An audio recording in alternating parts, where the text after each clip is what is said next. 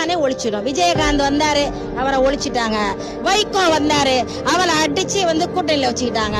திருமாவளவன் வந்தாரு, அடிச்சு கூட்டணியில வச்சுக்கிட்டாங்க. இப்ப சீமான எவ்வளவு மடக்கி பார்த்தாங்க, இவரை மடக்க முடியல. சரி இப்படி அடிப்போம், குறுக்க இப்படி அடிப்போம்னு சொல்லிட்டு பண்ணிட்டு இருக்காங்க. இது திராவிட கட்சியின் திமுகவின் சூழ்ச்சி வேலை தான் இது.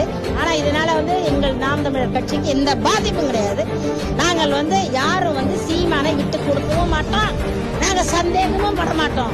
போடா, நாங்க பாத்துக்கிறோம், உங்களுக்கு என்னடா விட்டு கொடுக்காம இருக்கிறதுக்கு ஒரு காரணமா சீமானவர்களை நீங்க இவ்வளவு அரசியல் இருக்காருல்ல, எவ்வளவு ஏச்சு பேச்சு, எவ்வளவு அவதூறு பரப்புங்க ஒரு மனுஷனா. வாழ்க்கையா அவதூறு பரப்புறது, பொண்டாட்டி அசிங்கமா பேசுறது, அம்மாவை பேசுறது, அப்பாவை பேசுறது, புள்ளைய பேசுறது, மானங்கிட்ட பயலுங்களா. உங்க முதுகுல இருக்க அழுக்க நீங்க பாருங்கடா. உங்க வீட்டுல 1000 அழுக்கு இருக்குடா. உன் பொண்டாட்டிய போய் பாடுறா, எங்க போறா, எங்க வர்றா, எவங்கிட்ட போறான்னு பாருங்கடா. உன் பொண்ணு எவன் கூட போறா, அக்கா தங்கச்சிக்கு எத்தனை புருஷன்னு பாடுறா, உன் அண்ணன் தம்பிக்கு எத்தனை பொண்டாட்டின்னு பாடுறா. எப்ப பார்த்தாலும் சீமான அவமானப்படுத்துறது.